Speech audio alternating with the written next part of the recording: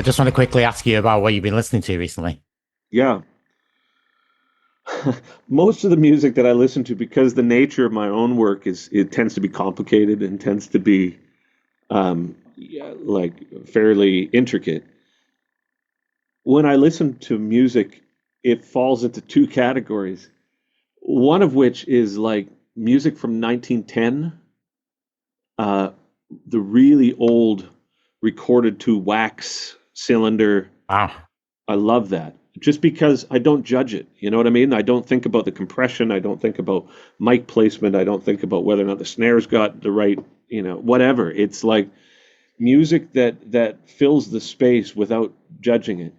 And then the second type of music that I listen to, and I listen to this all day, every day, is essentially just instrumental, ambient, electronic music.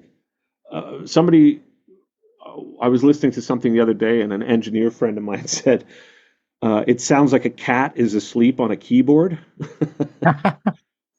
And then another friend of mine, because there's this record that I've listened to for many years, I've listened to it thousands of times, just a certain ambient record. And I had it on in the car on the way to the studio, and the drummer said, it sounds like your muffler's broken. So Wow. I like, Can you tell me the artist? I'm intrigued. oh yeah, Rapoon, Rapoon. He's a guy based out of Newcastle, and I've listened to his album "Darker by Light" more times than I've listened to any other record ever. And it's like a dark watercolor for a day, and I love that.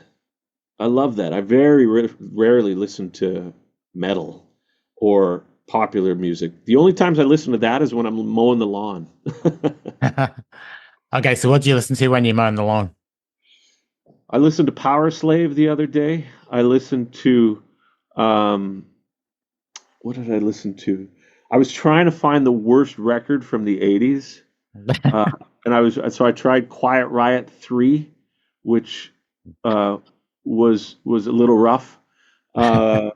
Uh, what was the other thing I heard the other day that was? But I listened to a lot of the stuff from my youth.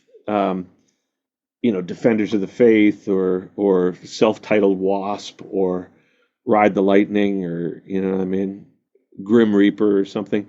I like that sort of music for when I'm mowing the lawn, because it's a focal point, and it's nostalgic, right? Yeah. Do you still remember every word of these albums? Some of them. And what's funny about some of them is I'll remember the words and I'll be saying them out loud to myself, and then I think, wow, that is awful. those, those are awful lyrics, right? Yeah. Um, but they're so internalized that you don't recognize that it's like, oh, that's that phrase that you've known for your entire life. But when I really Yeah. stop and think about it, I'm like, wow. I remember on my quest for finding some of the worst things was the Nitro record. And it wasn't even that it was a bad record, it's just some of the lyrics. It was like bare naked women going naked swimming. And I remember thinking, I'm like, that's like gold. It's amazing. Be inspired. But quite. And how do you feel about the metal scene in 2024? You find you say you don't listen to that much of it, but do you feel like it's in a good place? Yeah, I think it's in a great place. I the bands that I have the most time for are people that were colleagues and are colleagues of mine that we've grown up together, whether or not it's like Meshuggah or Gojira or Mastodon or any of the sort of people my age, right? But on the younger side, some of the stuff that's coming up is ferocious. Like what Lorna Shore does, I think is really amazing. And I think that there's a bunch of really cool, like Archspire and Rivers of the Hill and all this. There's some really interesting stuff. I just don't have a lot of. I'm such a high-strung person to begin with that my Mm. life very often just wants me to go the other way when I'm relaxing. It's the same Yeah. reason I don't watch horror movie or drama movies at the end of the day, because some days are so horrible and so dramatic that I think, why would I want to compound that, right? But Yeah.